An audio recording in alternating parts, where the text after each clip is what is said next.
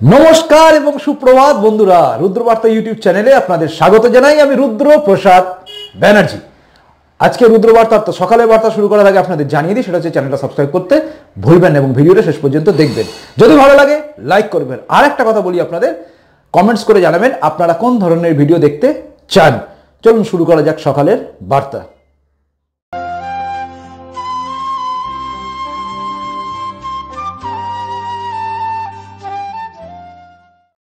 ভারতবর্ষের লোকসভা নির্বাচনের আজকে দ্বিতীয় পর্যায়ে বিভিন্ন রাজ্যের সঙ্গে পশ্চিমবঙ্গেও ভোট হচ্ছে এবং পশ্চিমবঙ্গে 3টে লোকসভা কেন্দ্রে ভোট হচ্ছে, তার মধ্যে জলপাইগুড়ি, দার্জিলিং এবং রায়গঞ্জ।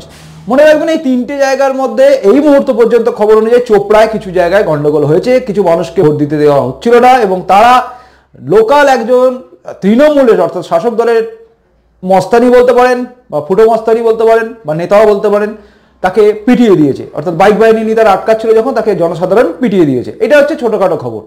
এই খবরটা একটা ছিল এবং সার্বিকভাবে দেখতে হবে যে দার্জিলিংয়ে কি হতে চলেছে, বিমল গুরুং না তামাং, কে কার প্রাধান্য থাকবে, এটার জন্য একটা দেখা।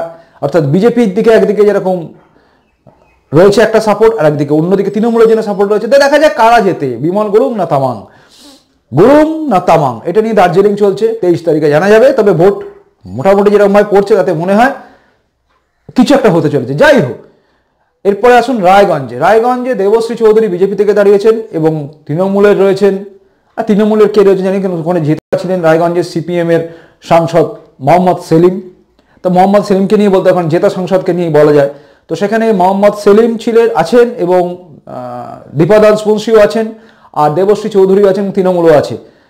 লড়াইটা মূলত দেখতে হবে এখানে কি হচ্ছে। তার কারণ হচ্ছে মানুষ কিভাবে নামছে, কিভাবে ভোটটা দিতে যাচ্ছে, সবকিছু নিয়ে সার্বিক বিশ্লেষণ করার জন্য তো আনন্দ ঘন্টা সমস্ত নিউজ চ্যানেল নিরপেক্ষ, ধর্মনিরপেক্ষ, রাজনৈতিক নিরপেক্ষ চাদরে মুড়ে থাকা সংবাদ মাধ্যমে প্যানেল অ্যানালিসিস করতে অনেকে বসে যাবেন এবং ভোট নিয়ে অ্যানালিসিস চলবে। কিন্তু তার মধ্যে মনে রাখবেন একটা কথা, সাধারণ মানুষ ভোট দিতে যাচ্ছে, ভোট পড়ছে, কিছু জায়গায় আটকানোর চেষ্টা চলছে। এটা হচ্ছে পশ্চিমবঙ্গের ক্ষেত্র। এবার ভাবা যাক এই ভোটটা নিয়ে কিছু কথা বলি আপনাকে। এই ভোটটা কি হচ্ছে জানেন? ভিক্ষে বনাম স্বাভিমানতা। আবারও বললাম, ভিক্ষে বনাম স্বাভিমানতা, তার লড়াই।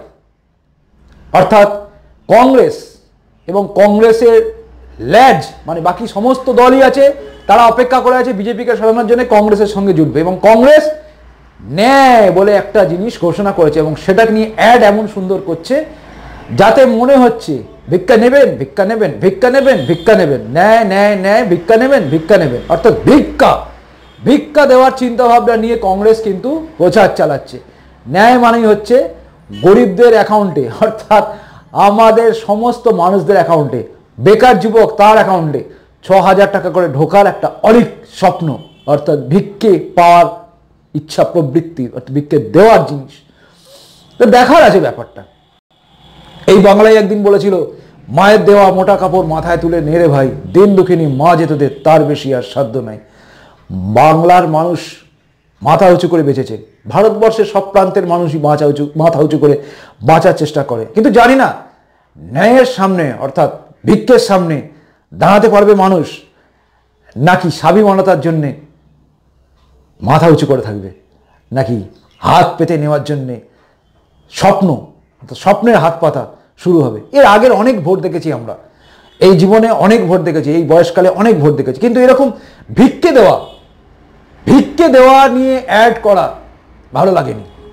মানুষকে কি ভাবেন এনারা তা জানি না, অথচ জানে এটা জানা কথা কংগ্রেস মানুষকে অর্থাৎ ভারতবর্ষের মানুষকে কিছুই ভাবে না। যার জন্য 1984-এর দাঙ্গায় শিখদের মেরে ফেলার পরেও, ব্যাপক কিলিংস হওয়ার পরেও যখন স্পিচ দেন তদানীন্তন মানে রাজীব গান্ধী বলেন এরকম তো হতেই পারে, অর্থাৎ বড় গাছ পড়ে গেলে আশেপাশে ভূমিকম্প হবেই। অর্থাৎ শিখ যারা মারা গেছিল সেদিন ব্যাপক কিলিংস করেছিল, শিখ মারা হয়েছিল, তখন কিন্তু এই উক্তি ছিল।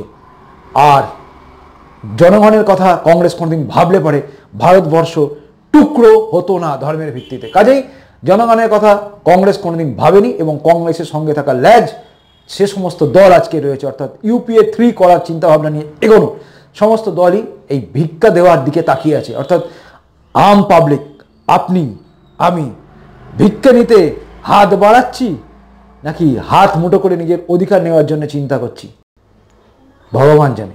জানতে পারবো 23 তারিখে। তার আগে বহুত স্বপ্ন, বহুত আশা নিয়ে আমরা ভাবি যে না, ভিক্ষে নিয়ে বাঁচা হয়তো ভারতবাসী মেনে নিতে পারবে না।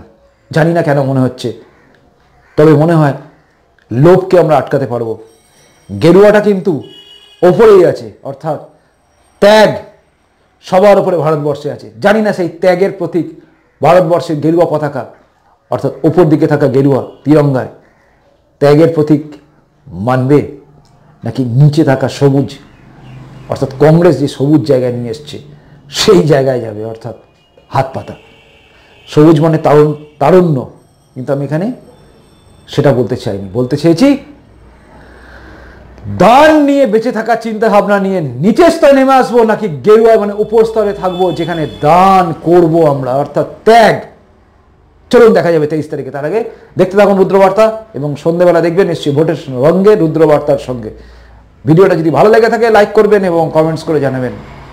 ঠিক বললাম না? রুদ্রপ্রসাদ ব্যানার্জি ভুল বলল। চলুন দেখতে থাকুন রুদ্রবার্তা। চললাম। নমস্কার, বন্দে মাতরম, ভারত মাতা জয় হোক, জয় হিন্দ। এখনকার মতো রুদ্রবার্তা শেষ হলো। দেখতে থাকুন রুদ্রবার্তা, চ্যানেলটা সাবস্ক্রাইব করুন। ভিডিওটা ভালো লেগে থাকলে লাইক করবেন অবশ্যই। সবাই ভালো থাকুন, শান্তিতে থাকুন এবং রুদ্রবার্তা রেগুলার দেখুন। ধন্যবাদ।